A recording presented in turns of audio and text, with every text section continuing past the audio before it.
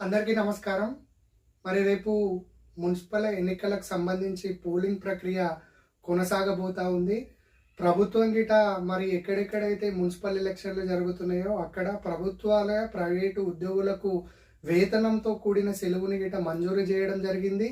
కాబట్టి ఎలక్షన్ రోజు సెలవు అంటే మరి మనం పిక్నిక్ పోయి ఎంజాయ్ చేసి ఏదో చేసుకునేది కాదు. మన 5 సంవత్సరాల స్థానికంగా నివసించే కాలనీల యొక్క భవిష్యత్తును నిర్ణయించే రోజు.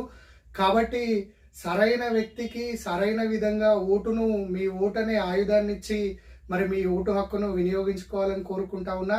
ఇవాళ మరి ఎలక్షన్లకు సంబంధించి ఎన్ని సందర్భాలలో డబ్బు, మద్యం, బిర్యానీకి అమ్ముడు పోవద్దు అని చెప్పిన మరి విద్యావంతులైన కొంతమంది ఓటర్లు గిట మాకేమిస్తావు, మాకేం చేస్తావు అనే ధోరణులను ఉండడం అనేది చాలా బాధాకరంగా కనిపిస్తూ ఉన్నది.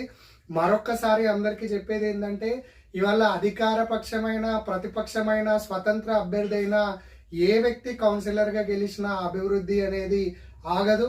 కాబట్టి మంచి వ్యక్తికి, మంచి విలువలు కలిగినటువంటి, విద్యావంతులైనటువంటి, అందుబాటులో ఉండే వ్యక్తి, మిమ్మల్ని గౌరవించే వ్యక్తికి మరి మీరు మీ ఓటును ఇవ్వాలని చెప్పి, మీ ఓటు అనే ఆయుధంతో ఆయనకు అండగా నిలబడాలని చెప్పి గిట్ట నేను కోరుకుంటా ఉన్నా.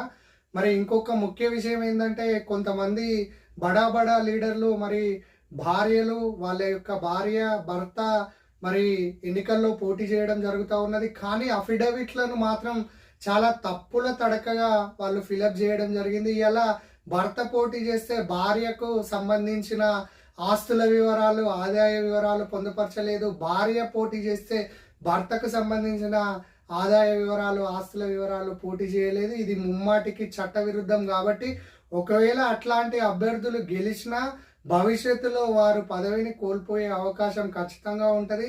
దానికి సంబంధించి గిట మరి న్యాయ నిపుణులతో చర్చించి కార్యాచరణ గిట ప్రకటించడం జరుగుతూ ఉన్నదని చెప్పి మీ అందరికీ తెలియజేసుకుంటూ సెలవు తీసుకుంటున్నాను. ధన్యవాదాలు.